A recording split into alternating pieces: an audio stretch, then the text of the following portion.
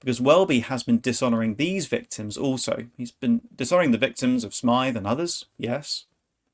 He's also been dishonouring the victims of the injustice of the baby genocide, child sacrifice, for decades. And indeed the whole well-established church with him, and much of the church full stop. In 1965, the Church of England wrote a draft Abortion Act. It helped David Steele to think through his Abortion Act, and ultimately helped the Abortion Act 1967 to get passed. David Steele referred to the 1965 Church of England Draft Abortion Act as the best document, together with the report that it was appended to, the most helpful thing he'd read on the issue of abortion, helped him to become a pro-choice, as it were, Christian. The Church of England helped pass the Abortion Act. Where's the repentance? In 2014, a friend and colleague of mine spoke face-to-face with Justin Welby and made sure he was aware of this injustice. She put a leaflet into his hand that showed pictures of victims of this injustice, mutilated through surgical abortion, and Welby looked at these pictures. He saw them, and he gave a political answer at the time, as he always does. Oh, it's appalling, it's sad, but, you know, waffle, waffle, waffle. He's seen, he knows, he was put on notice, he knows.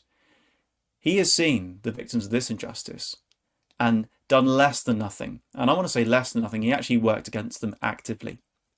Not only is there great silence when the Northern Ireland abortion issue came up and Westminster imposed abortion on Northern Ireland, where was Welby?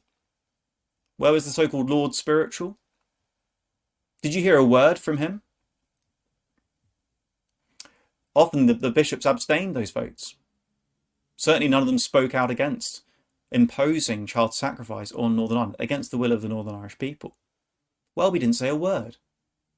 How many times have you heard Welby talk about climate change in the media, talk about immigration, talk about the EU and housing? Not a word against the greatest injustice of our day.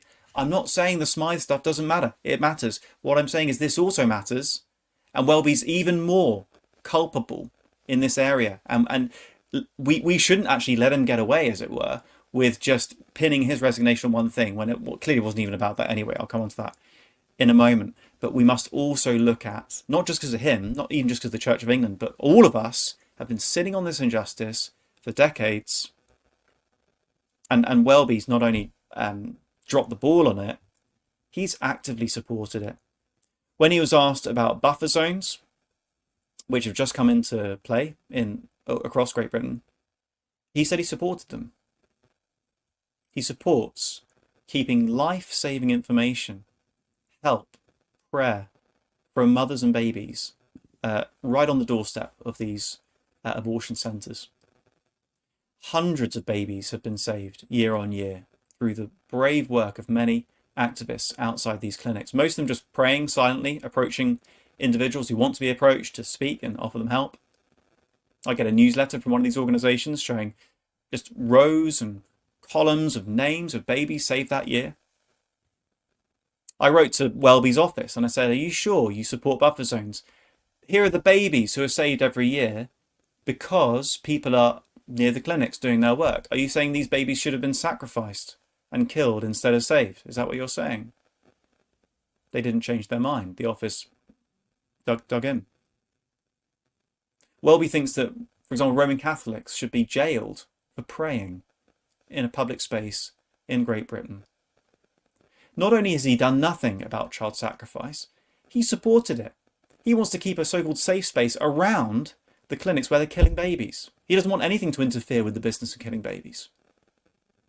This is an egregious injustice. Horrific. Who needs enemies when you've got so-called friends like this?